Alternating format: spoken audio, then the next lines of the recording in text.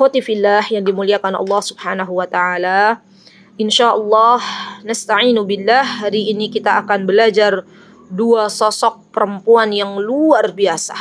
Insyaallah ya. Ketika kita mengenal sosok-sosok sahabiyah, maka kita akan dapati hampir mayoritas para sahabiyah mereka adalah ibu yang sangat luar biasa bagi anak-anaknya.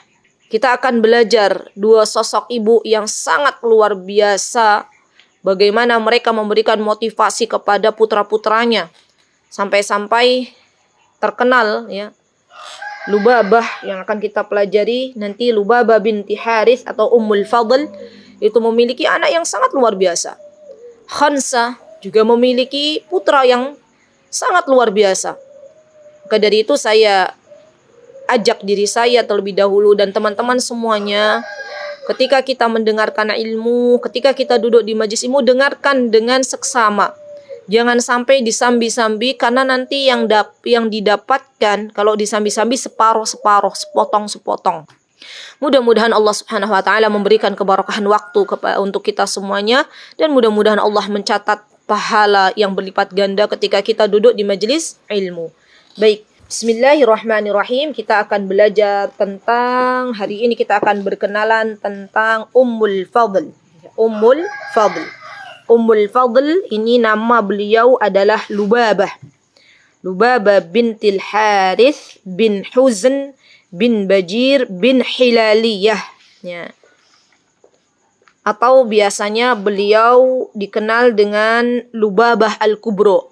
Jadi orang Arab itu kalau menamakan anak-anaknya itu simple ya Bu. Simple. Dia punya anak 1, 2, 3, 4 misalnya. 1, 2 dinamakan Lubabah.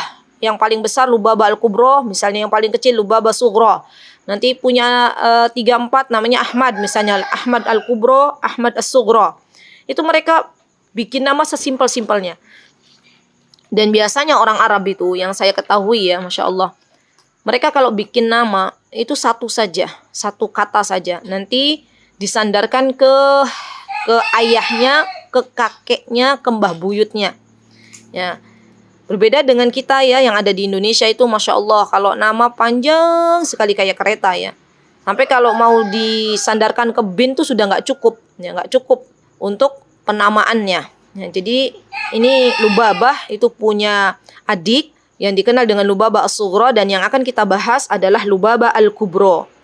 Beliau memiliki kunyah, teman-teman. Kunyahnya adalah Ummul Fadl. Karena anak pertamanya Lubabah itu adalah Fadl. Ya. Jadi kalau teman-teman mendengar ada yang namanya Abu, Ummu, itu memang sudah dicontohkan dari zamannya sahabiyah. Dari Rasulullah Shallallahu Alaihi Wasallam juga sudah mencontohkannya. Ya. Berarti kalau Ummul Fadl, anak pertamanya adalah Fadl. Ya. Dan beliau, subhanallah, ya, Lubabah ini adalah seorang wanita yang dikelilingi oleh orang-orang yang mulia. Masya Allah. Ya. Jadi kita tahu Lubabah ini adalah istri dari paman Rasulullah Sallallahu Alaihi Wasallam, yaitu Abbas. Ya. Abbas bin Abdul Muttalib. Ini adalah suaminya beliau.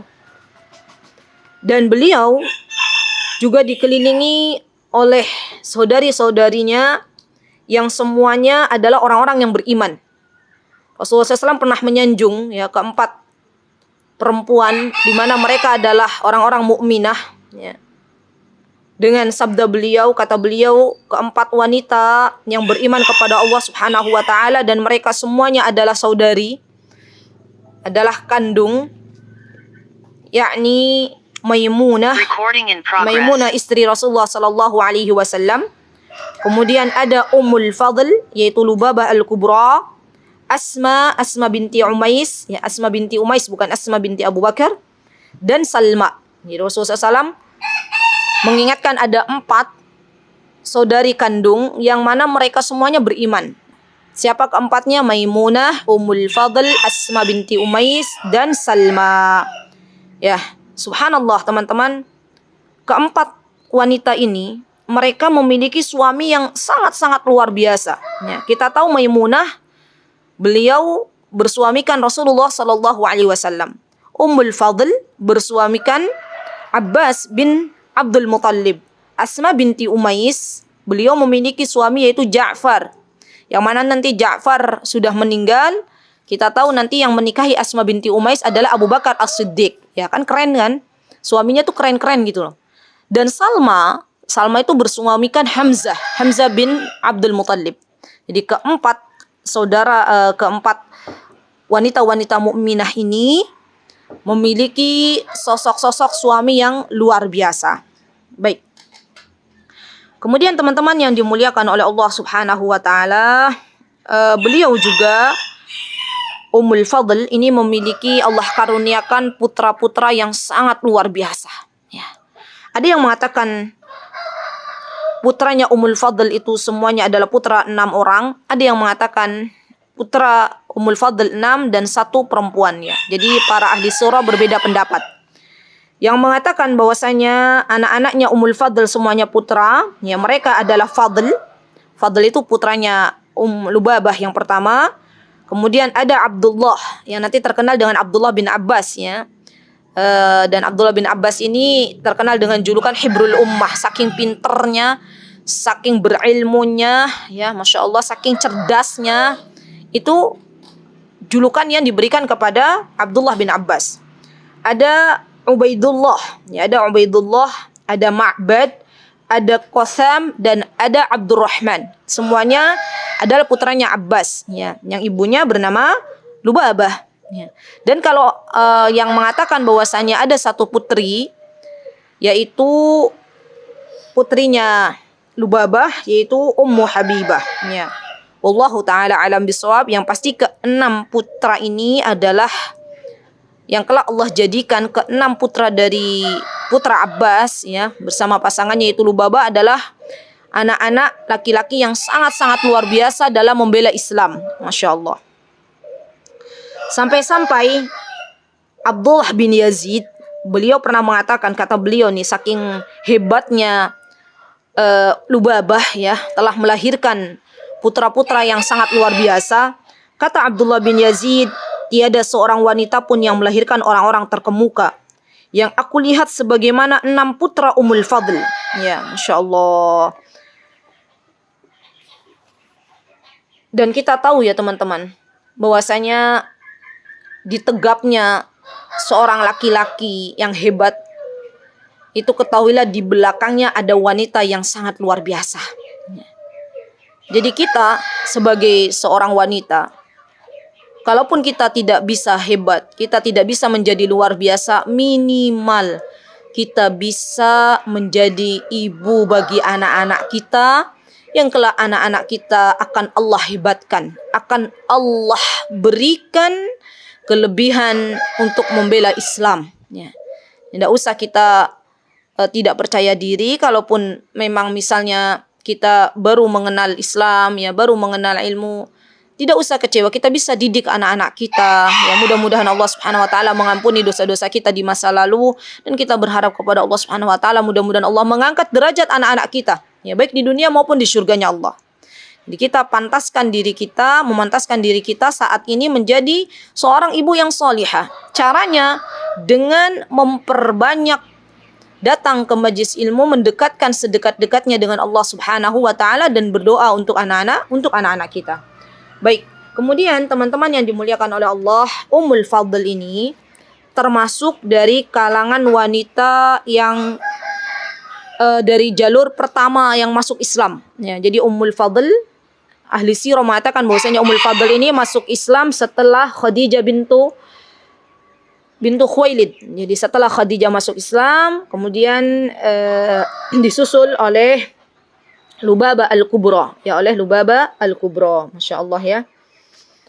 Dan teman-teman yang dimuliakan oleh Allah, ketika Lubabah ini masuk Islam, maka ketika itu Lubabah belum berkata secara terang-terangan kalau dia masuk Islam. Ya, jadi masih sembunyi-sembunyi, belum mengikrarkan kepada kaumnya, karena Lubabah masih ingin mengintai, ya, mencari informasi di tengah-tengah kaumnya Kira-kira informasi apa yang bisa didapatkan yang berguna untuk kaum muslimin. Jadi subhanallah, sebenarnya Lubabah itu dari mulai masuk Islam pertama kali sudah ada rasa ingin membela Islam. Sudah ada rasa apa yang akan aku berikan untuk Islam itu sudah ada. Ya. Bahkan ketika Lubabah masuk Islam, teman-teman, suaminya beliau yaitu Abbas itu belum masuk Islam. Ya, belum masuk Islam, dan ini menjadi kesedihan bagi Lubabah. Subhanallah, ya, seorang wanita salihah terkadang diuji dengan pasangan hidup yang belum salih. Maka tugas kita adalah mendoakan pasangan hidup kita masing-masing.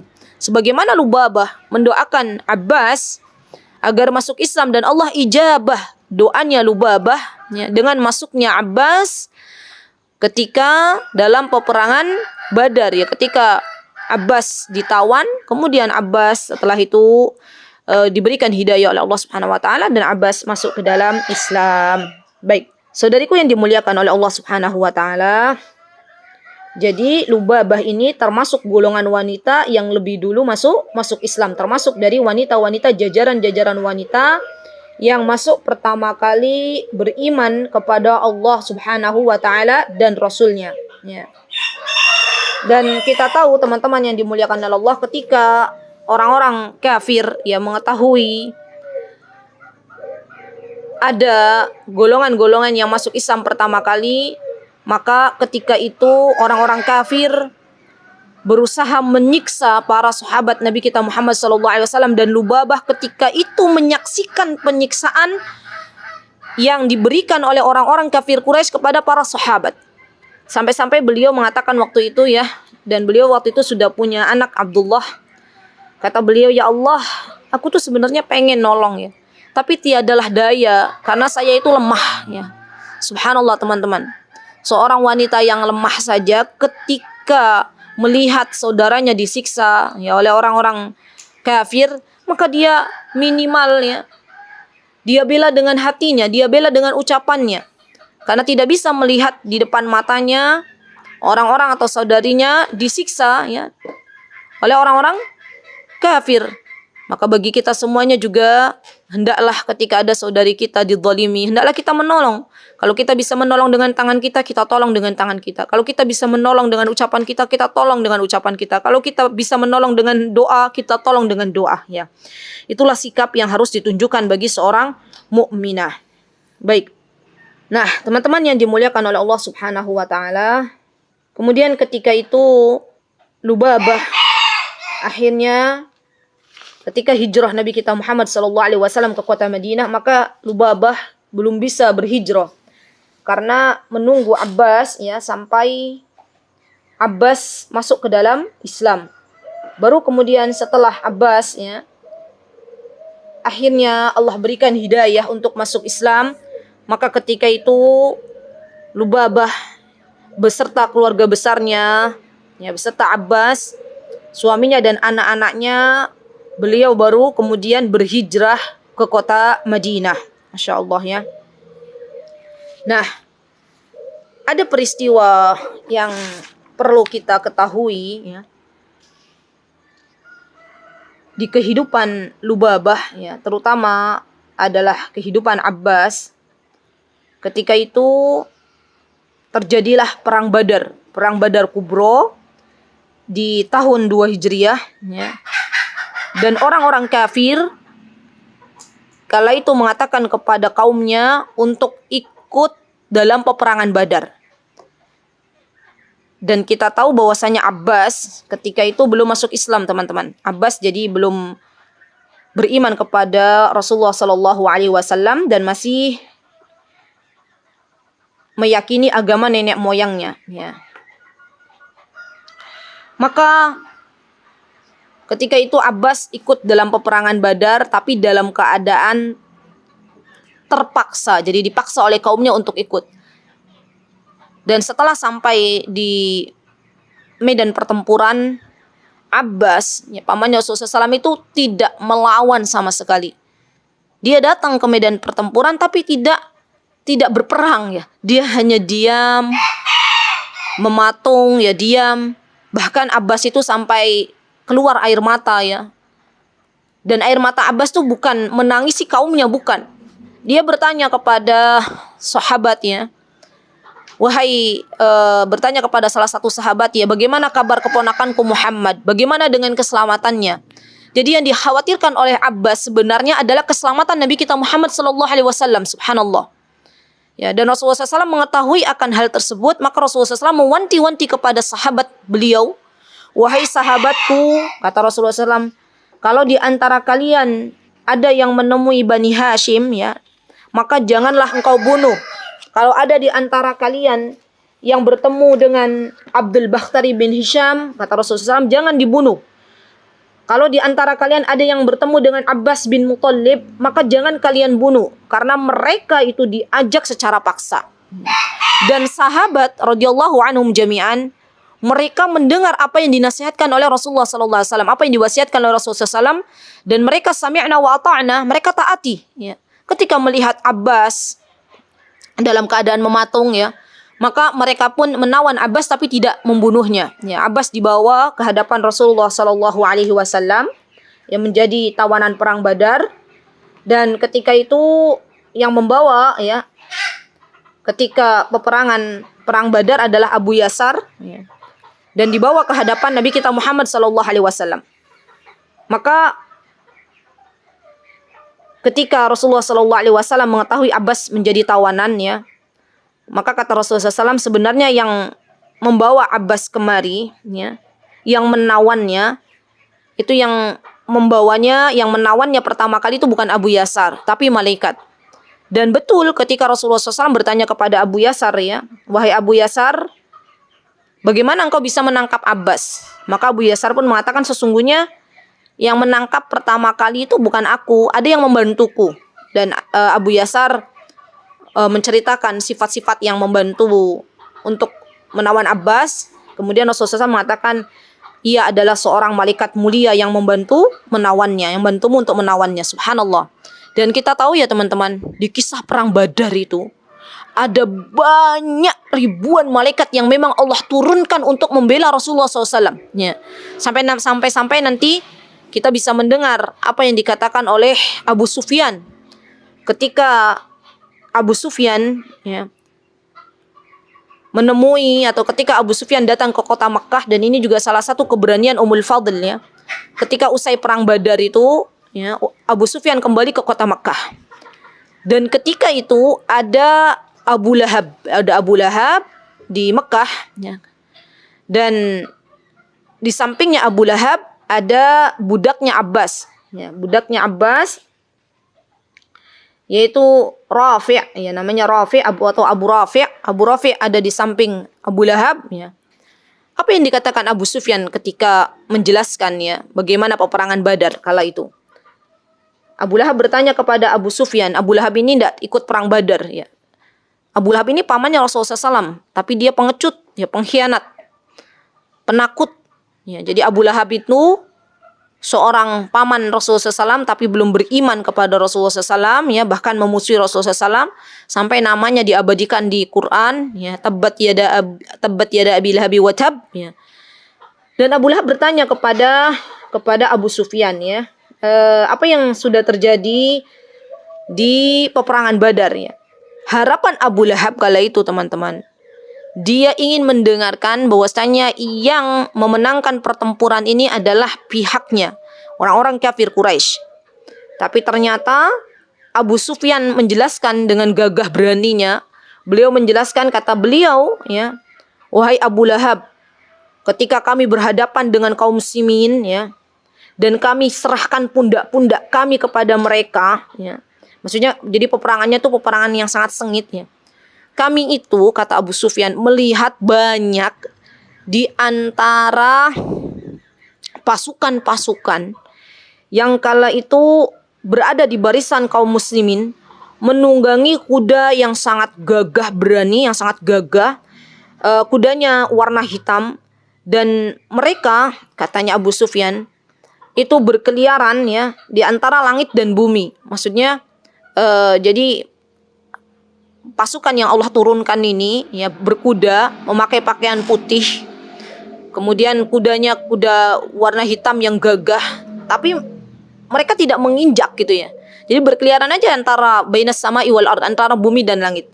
Maka ketika itu Abu Rafi yang berada di dekat Abu Lahab spontan langsung menjawab, mereka adalah malaikat, katanya Abu Rafi. Mereka itu adalah malaikat, itu malaikat, sudah pasti itu malaikat, ya. Sudah pasti itu malaikat pasukan yang Allah Subhanahu wa taala turunkan. Kemudian setelah Abu Lahab mendengar apa yang dikatakan oleh Abu Rafi, ya, maka Abu Lahab langsung memukul, ya, menempeleng wajahnya Abu Rafi. Dan kita tahu ya waktu itu kan Abu Rafi berada dalam keadaan yang lemah. Dia adalah budaknya Abbas, dan ketika itu Abbas tidak ada di tempat, yang ada adalah hanya Lubabah. Akhirnya apa? Abu Lahab menempeleng, Abu Lahab mengangkat Abu Rafi dia dan menindihinya, ya, dan membantingnya ke tanah. Subhanallah teman-teman. Apa yang terjadi selanjutnya? Ternyata Lubabah tidak tinggal diam. Ya. Karena tahu Abu Rafi itu adalah budak suaminya, maka Lubabah langsung mengambil tongkat, ya, yang terbuat dari kayu yang ada di dekatnya, dipukulkannya ke kepalanya Abu Lahab. Teng, gitu ya. Akhirnya apa?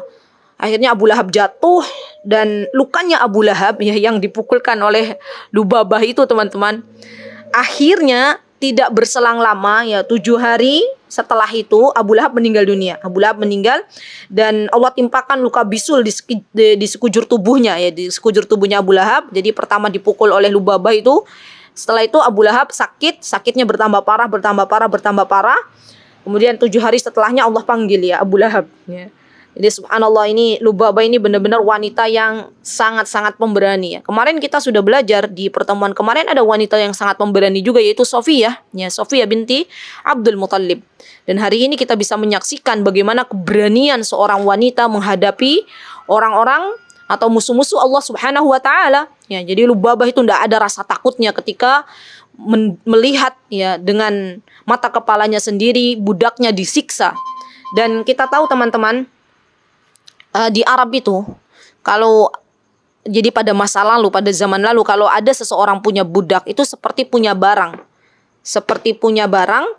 Nah, coba kita bisa bayangkan, ya, kalau kita nih misalnya punya barang, kita punya barang, tiba-tiba ada orang datang merusak barang kita tanpa ada perintah dari kita, kita marah, ya, kita emosi, ya, sama perasaannya seperti Lubabah. Lubabah punya barang, ya, punya budak, yaitu Abu Rafi. Tiba-tiba Abu Rafi diinjak-injak oleh Abu Lahab, dipukuli oleh Abu Lahab. Bahkan Lubabah ketika itu mengatakan, wahai Abu Lahab, kamu berani kepada budakku ketika nggak ada tuannya. Ya, kamu beraninya itu Abu Lahab menginjak-injak budakku ketika nggak ada Abbas. Ya. Dan subhanallah, ini keberanian yang tak bisa terkalahkan, ya, Masya Allah. Ada wanita yang sangat luar biasa, yaitu Lubabah memukul kepalanya Abu Lahab, padahal Abu Lahab itu adalah laki-laki yang sangat disegani oleh kaumnya. Ya, di antara laki-laki yang dulu, ya, di Mekah itu orang-orang kafir yang disegani oleh kaumnya ada Abu Lahab, ada Al-Walid ibn al-Mughirah, ya. Dan Allah takdirkan setelah terjadinya pemukulan, ya, yang dilakukan oleh Lubabah, ya, akhirnya Abu Lahab pun tidak lama hidup di dunia ini, ya, 7 hari kemudian kembali kepada Allah Subhanahu wa taala, ya. Nah, teman-teman, kita balik lagi ke Abbas. Nah, Abbas ini ketika itu ditawan kan di kota Madinah. Dan kondisinya ketika itu Abbas diikat, ya, diikat. Karena semua tawanan tuh diikat. Subhanallah, pada malam harinya Rasulullah SAW, ketika malam hari pertama kali Abbas ditawan, itu Rasulullah SAW tidak bisa tidur. Ya, bolak-balik, mundar-mandir. Dan para sahabat melihat hal ini, ya, dan bertanya kepada Rasulullah SAW, wahai Rasulullah, apa yang menjadikan engkau tidak tidur, gitu, ya? Kenapa kok dari tadi kami lihat bolak-balik? Maka kata Rasulullah SAW, wahai sahabatku, aku mendengar rintihan pamanku, katanya, yaitu Abbas. Maka lepaskanlah, ya, ikatan yang kalian ikatkan untuk Abbas. Maka para sahabat pun taat, ya, mentaati Rasulullah SAW, dan para sahabat pun akhirnya melepaskan ikatan Abbas, ya, Masya Allah. Nah, ketika Allah Subhanahu wa taala memberikan cahaya hidayah, ya, pada Abbas, ya, Masya Allah, maka Abbas kala itu menjadi pembela Rasulullah SAW. Dimanapun Rasulullah SAW berada, kemanapun Rasulullah SAW pergi, Abbas selalu mengikutinya, ya. Dan ini bentuk bentuk penebusan Abbas di masa lalunya, ya. Jadi subhanallah, Abbas ini adalah salah satu di antara paman Rasulullah Shallallahu Alaihi Wasallam yang sangat-sangat menyayangi Rasulullah SAW, beriman kepada Rasulullah SAW, bahkan membela Rasulullah Shallallahu Alaihi Wasallam dimanapun Rasulullah Shallallahu Alaihi Wasallam berada, ya.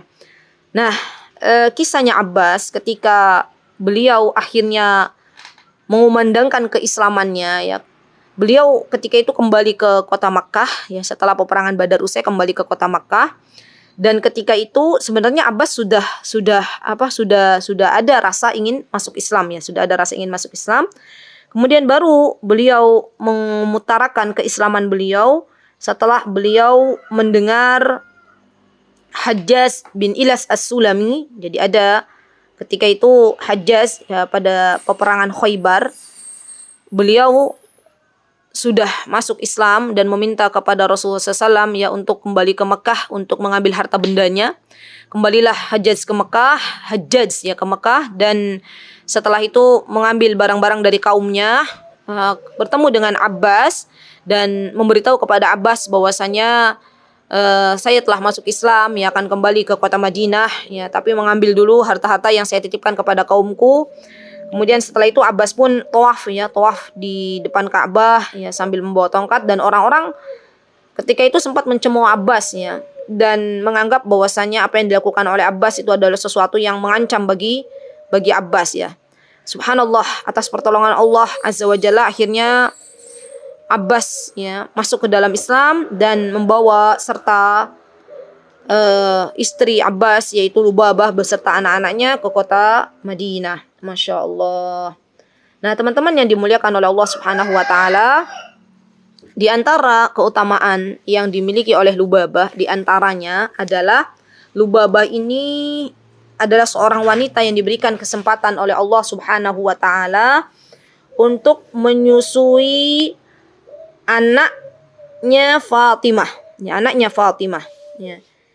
Jadi ketika itu Lubabah bermimpi, ya. Jadi dalam mimpinya beliau melihat ada jasadnya Rasulullah Sallallahu Alaihi Wasallam atau bagian tubuhnya Rasulullah Sallallahu Alaihi Wasallam, ya, salah satu anggota tubuhnya Rasulullah SAW ada di rumah Lubabah. Dan mimpinya disampaikan kepada Rasulullah SAW, ya. Apa kata beliau? Ya Rasulullah, aku bermimpi seolah-olah salah satu anggota tubuhmu itu ada di rumahku. Maka Rasulullah SAW mengatakan, khairan ra'aiti, ya, apa yang kamu lihat dalam mimpimu itu baik, ya. Akan ada nanti seorang bayi yang dilahirkan dari Fatimah, ya, gulaman, ada seorang anak kecil yang akan dilahirkan oleh Fatimah yang nanti kelak akan kamu susui, ya. Kamu susui dengan barengan dengan anakmu yang saat itu kamu susui juga, ya. Dan subhanallah, benar apa yang dikatakan oleh Rasulullah SAW, ya. Lahirlah putra dari Fatimah dan kemudian disusui oleh Ummul Fadl, ya. Jadi Ummul Fadl ini adalah ibu susuannya Husain bin Ali. Bahkan Ummul Fadl bukan hanya menjadi ibu susuannya, namun Ummul Fadl juga mengasuh cucu Rasulullah Sallallahu Alaihi Wasallam, ya, masya Allah. Pernah suatu hari teman-teman, ketika Ummul Fadl membawa bayi ini, ya, di hadapan Rasulullah SAW, membawa bayi Husain di hadapan Rasulullah SAW, kemudian bayi kecil ini pipis, ya, mengencingi Rasulullah Sallallahu Alaihi Wasallam. Maka ketika itu Ummul Fadl gemas mencubitnya dan nangis bayinya. Apa yang dikatakan Rasulullah SAW? Wahai Ummul Fadl, janganlah kau cubit bayi ini, ya. Bersabarlah apa yang kau hadapi dan ambilkan aku air untuk saya percikkan, kata Rasulullah SAW. Masya Allah, ya, ini akhlak Rasulullah SAW. Rasulullah SAW ini adalah seorang sosok yang sangat luar biasa, tidak pernah marah, nggak pernah emosi di dalam kehidupan beliau, kecuali beliau itu marah kalau agama Islam, ya, kalau Allah diinjak-injak, dihina, beliau baru marah, ya. Tapi kalau untuk hal-hal yang sepele-sepele yang tidak ada apa yang mesti Rasulullah SAW marah, maka Rasulullah SAW tidak marah sama sekali, ya. Baik, Teman-teman yang dimuliakan oleh Allah Subhanahu wa taala, kemudian di antara keutamaan yang dimiliki oleh Ummul Fadl, di antaranya beliau adalah ibu dari seorang Abdullah bin Abbas. Ya.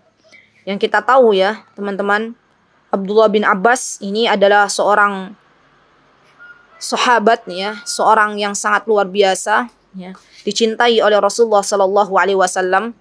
Dari Ibnu Abbas kecil, Rasulullah SAW sudah sangat-sangat memperhatikan Ibnu Abbas.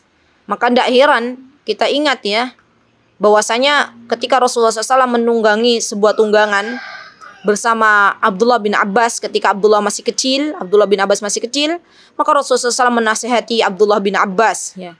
Apa yang dinasihati oleh Rasulullah SAW? Yang dinasihati oleh Rasulullah SAW, ya gulam, ihfadillah yahfadka. Ya, ada hadis yang ya gulam, wahai anak kecil, jagalah Allah, niscaya Allah menjagamu. Ya, itu adalah nasihat yang disampaikan Rasulullah SAW kepada Ibnu Abbas atau kepada Abdullah bin Abbas. Ada juga ketika itu Rasulullah SAW melihat ya, atau ketika itu Abdullah bin Abbas tidur di rumah bibinya yaitu Maimunah, dan Rasulullah SAW bangun malam ya, Abdullah bin Abbas berada di samping Rasulullah SAW ya, Masya Allah. Jadi Abdullah bin Abbas ini memang dari kecil sudah berada dalam bimbingan ibunya, bimbingan ayahnya, dan bimbingan Rasulullah SAW. Maka tidak heran ketika Abdullah bin Abbas menjadi sosok yang sangat-sangat luar biasa ya, sosok yang sangat-sangat luar biasa, disegani oleh banyak sekali para sahabat ya, karena kecerdasan yang sangat luar biasa.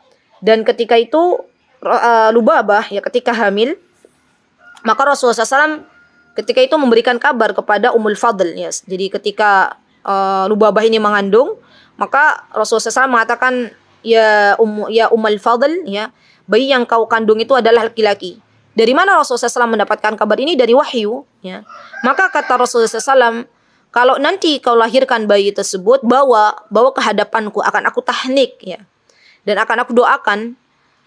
Dan Ummul Fadl melahirkan bayinya ya. Kemudian setelah itu Rasulullah SAW mentahniknya, dibawalah ya ke hadapan Rasulullah SAW. Rasulullah SAW mentahniknya, dan Rasulullah SAW kala itu mengatakan, ya berilah nama Abdullah ya, berikanlah nama bayi ini Abdullah ya. Dan subhanallah teman-teman, kita tahu ya, nama di antara nama yang disukai oleh oleh Allah Subhanahu wa taala adalah Abdullah dan Abdurrahman ya. Dan itu semuanya ada dalam diri putra-putra Lubabah dan Abbas ya. Putranya Lubabah ada Abdullah, ada Abdurrahman. Nah, kemudian Rasulullah SAW ya setelah itu mendoakan Abdullah bin Abbas ya, mendoakan Abdullah bin Abbas agar Allah Subhanahu wa taala memberikan kecerdasan untuk Abdullah bin Abbas. Dan betul, Masya Allah, Abdullah bin Abbas ini adalah salah satu dari laki-laki yang tampan ya, yang jangkung ini fisiknya, dan juga cerdasnya luar biasa, Masya Allah ya. Subhanallah, kita tahu semuanya teman-teman bahwasanya Ibnu Abbas ya, pernah juga didoakan oleh Rasulullah SAW dengan doa yang Rasulullah SAW doakan, Allahumma faqihu fid din wa alimhu fit ta'wil. Kata Rasulullah SAW, ya Allah, pahamkanlah Ibnu Abbas ini dalam urusan agamamu ya, dan berilah ia pemahaman dalam, para ulama mengatakan ta'wil di sini tafsir ya. Maka Ibnu Abbas ini seorang ahli dalam tafsir ya, seorang ahli dalam ilmu. Dan Ibnu Abbas ketika di usianya 13 tahun, bisa dibayangkan 13 tahun di zaman kita ini anak laki-laki lah, 13 tahun berarti baru lulus SD ya, baru lulus SD kurang lebih kelas 1 SMP. Kira-kira jadi apa sih ya? Maksudnya masih main ya kan? Nah, beda dengan Ibnu Abbas. Ibnu Abbas ini usia 13 tahun tuh sudah dijuluki oleh para sahabat kala itu sebagai ulama umat di zaman ini ya. Atau mereka menjuluki Ibnu Abbas dengan kata-kata hibrul ummah ya, samudranya ilmu ya, Masya Allah. Saking banyaknya ilmu yang dimiliki oleh Ibnu Abbas, Masya Allah ya. Saking pintarnya Ibnu Abbas, saking cerdasnya Ibnu Abbas, sampai Utsman bin Affan dan Umar radhiyallahu anhu ya, dan Utsman radhiyallahu anhu sering sekali mendatangi Ibnu Abbas untuk meminta nasihat ya, untuk meminta fatwa. Masya Allah, lihat Ibnu Abbas adalah seorang laki-laki yang sangat luar biasa, disegani oleh banyak sahabat karena ilmu yang dimilikinya. Dan di balik kegagahan, di balik kecerdasan Ibnu Abbas ada wanita mulia, yaitu ibunya Lubabah bintil Harits. Pelajaran untuk kita dan untuk saya pada khususnya, dan untuk kita semuanya akhwati fillah ya, baik yang sudah menjadi ibu ataupun calon-calon ibu, mari kita memohon kepada Allah Subhanahu wa taala, perbanyak doa kita agar Allah Subhanahu wa taala memberikan kepada anak-anak kita seperti Allah berikan kepada Ibnu Abbas ya. Dan semoga Allah Subhanahu wa taala menjadikan kita para ibu yang salihah ya, sehingga bisa memberikan yang terbaik untuk anak-anak kita ya, Masya Allah. Taib. Sahabatku yang dimuliakan oleh Allah, kemudian tibalah Ummul Fadl ya, tetap hidup dalam keadaan menjadi hamba Allah yang taat kepada Allah ya, gemar beribadah, gemar berpuasa, bahkan beliau gemar sholat malam ya, gemar menuntut ilmu, dan juga beliau di dalam kehidupannya itu sangat-sangat senang untuk berdakwah ya, Masya Allah ya.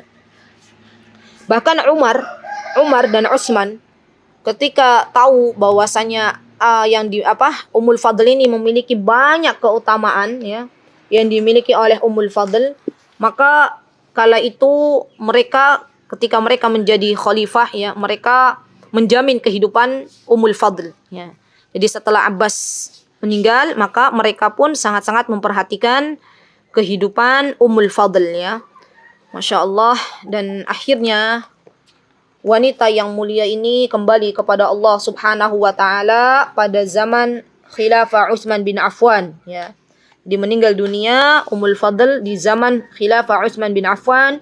Semoga Allah Subhanahu wa taala merahmati dan meridhai Ummul Fadl ya, radhiyallahu anha, ibu dari 6 anak-anak yang luar biasa, mukminah yang sangat pemberani dan berada dalam jajaran-jajaran wanita yang pertama kali masuk Islam.